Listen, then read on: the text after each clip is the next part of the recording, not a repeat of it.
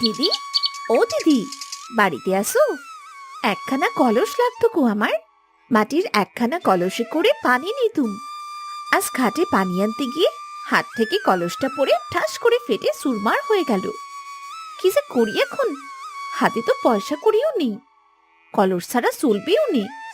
একটা কলস যদি বাকিতে দিতে, আমি 2 দিন পর টাকা দিয়ে দিতুম। হে আমার কত বড় সর্বনাশ হয়ে গেল গো! আমাদের সুখের সংসারে কার নজর পড়লো? হে বিধাতা, তুমি আমার স্বামীকে সুস্থতা দান করো বিধাতা। আমার স্বামীকে তুমি আগের মতো করে দাও, না হলে সে মেয়েটাকে নিয়ে পথে পথে আহারের শূন্যে ঘুরতে হবে আমাদের।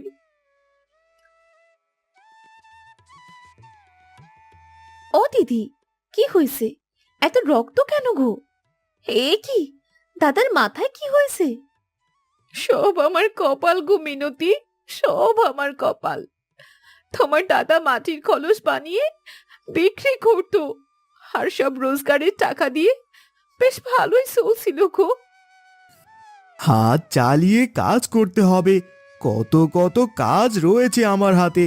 এই সকল কাজ আমি সময় মতো শেষ করে দিতে পারবো কিনা বিধাতাই জানে। বলি সব মাটি নিয়ে পড়ে থাকলে হবে? ঘরে যে একটা বউ রয়েছে, সেদিকেও তো দেখতে হয় নাকি? একটা মেয়েও তো রয়েছে, তাকেও তো সময় দিতে হয়। নাওয়া নেই, খাওয়া নেই, সারা দিন শুধু মাটি আর মাটি। ওগো, মাটি তো আমার সব। এই মাটি নিয়ে পড়ে থাকি বলে দুমুঠো খেতে পাও, ভালো চলতে পাও। এই মাটি আমার সুখ, মাটি আমার সাধনা। এই মাটি আছে বলে পৃথিবী সুন্দর, প্রকৃতি সুন্দর। মাটি যেন আমার মা। হয়েছে হয়েছে, এবার জল বাতাসাগুলো খেয়ে নাও তো।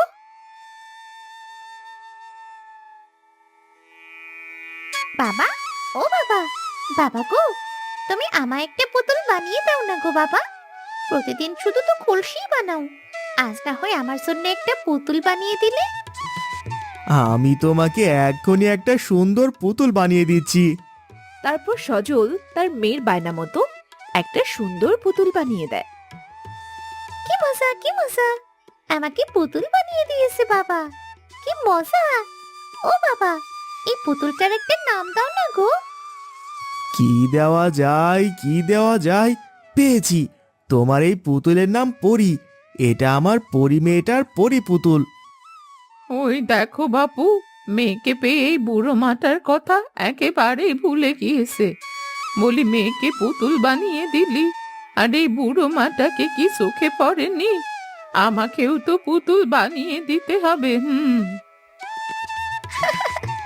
শোনো বুড়ির কথা, এখন আমার পুতুল নিয়ে হিংসে হচ্ছে তোমার না? ও দিদা, চলো না, আমরা দুজনেই আমার পরি নিয়ে খেলা করব। চলো না। তাদের এমন সুন্দর মুহূর্তের সময় একটা গরুর গাড়িতে করে 2টো লোক আসে, শিমুল ও সাগর। এটা কি সজল কুমারের বাড়ি? সজল বাবু কি বাড়িতে আছেন? আমরা কি ঠিক বাড়িতে এসেছি?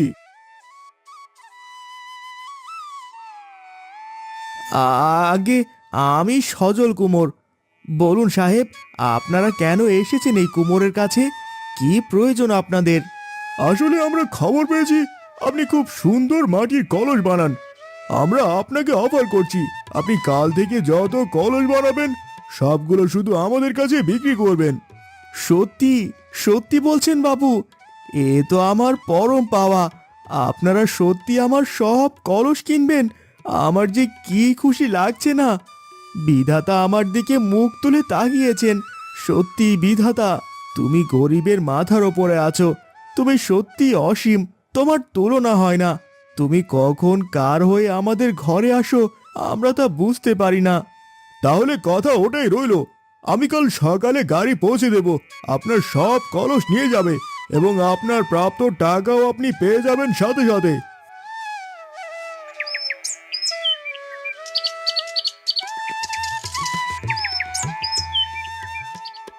পরদিন সকালে সজল অনেক অনেক কলসি বানিয়ে রাখে আর একটি গাড়িতে করে আসে।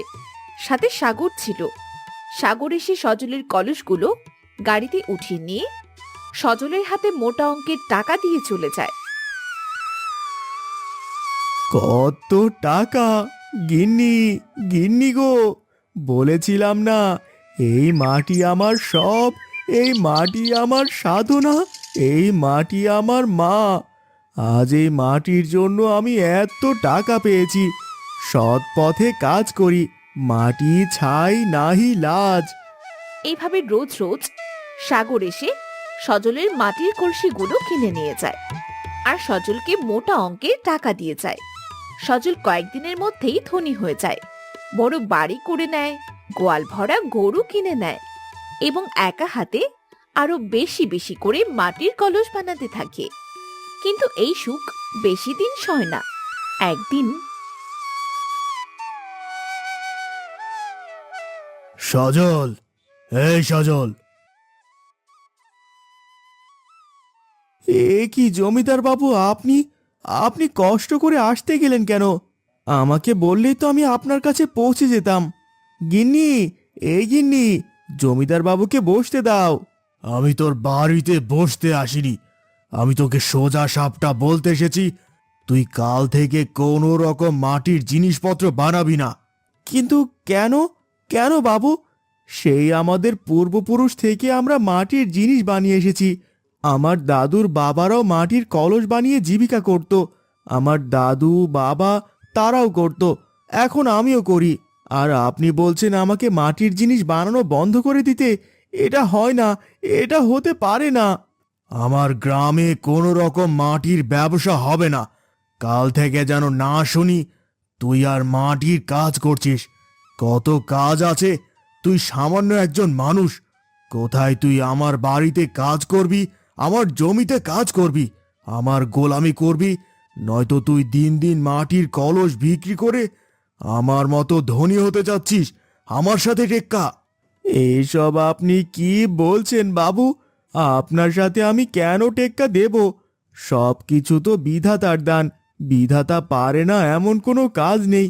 তিনি চাইলে রাজাকে প্রজা আর প্রজাকে রাজা বানাতে পারেন। আমিও আপনাকে সোজা সাপটা বলে দিলাম, আমি আমার পূর্বপুরুষের শেষ স্মৃতি এই মাটির কাজ চালিয়ে যাব যতদিন বাঁচব। বাহ, সজলের এমন সাহস, সততা আর সৎ কাজ দেখে আমি ধন্য। আমি মাটির পরি তোমায় আশীর্বাদ করছি, তুমি সফল হবে, তোমায় কেউ থামিয়ে রাখতে পারবে না। আমি মাটির পরি। আমাদের মাটির প্রতি তোমার এই ভালোবাসা আর এই শ্রদ্ধার কারণে তোমার আপদে বিপদে আমি মাটির পরি সব সময় তোমায় রক্ষা করব। আমিও দেখছি তুই কিভাবে আমাকে টক্কর দিস। বাঁচাও, কে আছো, বাঁচাও! মা, মা, মাগো, আমাকে মেরে ফেললো, মাগো! গিন্নি, আমাকে ধরো গিন্নি, কে কোথায় আছো? দাদাকে ডাক্তারের কাছে নিয়ে যাও। এভাবে বাড়িতে রেখে মেরে ফেলবে নাকি গো? সে কি আর না গিয়েছিলাম ভেবেছো? জমিদার গ্রামের সকল ডাক্তারকে বলে দিয়েছে তারা যেন ওনার চিকিৎসা না করে। এখন আমি কি করব? হে বিধাতা, তুমি কিছু একটা করো, তুমি লোকটাকে ঠিক করে দাও। তুমি একদম চিন্তা করো না, আমি আছি তো। আমি তোমার স্বামীকে ঠিক করে দিচ্ছি, তবে কিছুটা দিন সময় লাগবে ওকে পুরোপুরি সেরে উঠতে।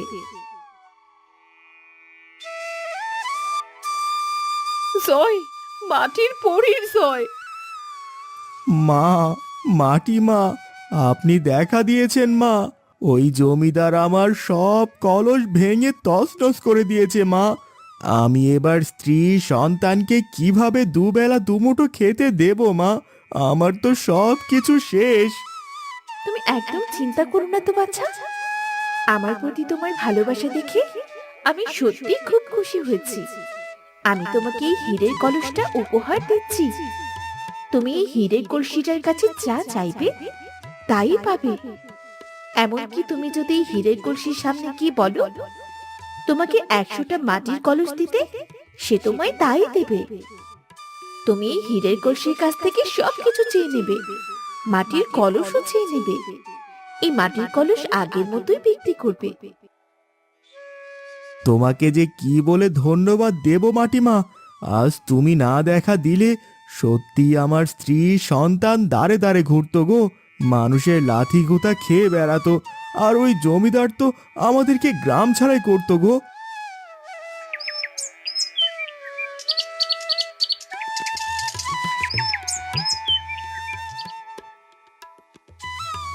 হে হীরের কলস, তুমি আমাকে 100টা মাটির কলস দাও। তারপর হীরের কলসের সামনে 100টা মাটির কলস আসে। আমাকে একটু কাজ দেবে গো, আমার খুব একটা কাজের প্রয়োজন। তোমাদের যদি মাটির কলস বানানোর কাজে লোক লাগে তো আমাকে নিতে পারো। আমাকে একটা কাজ দাও, কাজ দাও, কাজ দাও আমাকে। এ কি জমিদার বাবু, আপনি আমাদের বাড়িতে, আর আর আপনার এ কি হাল? আপনি আমার কাছে এসেছেন কাজ খুঁজতে? আমি তোমার সাথে খুব অন্যায় করেছিলাম, তার শাস্তি আমাকে পেতে হচ্ছে। আমাকে ক্ষমা করে দাও।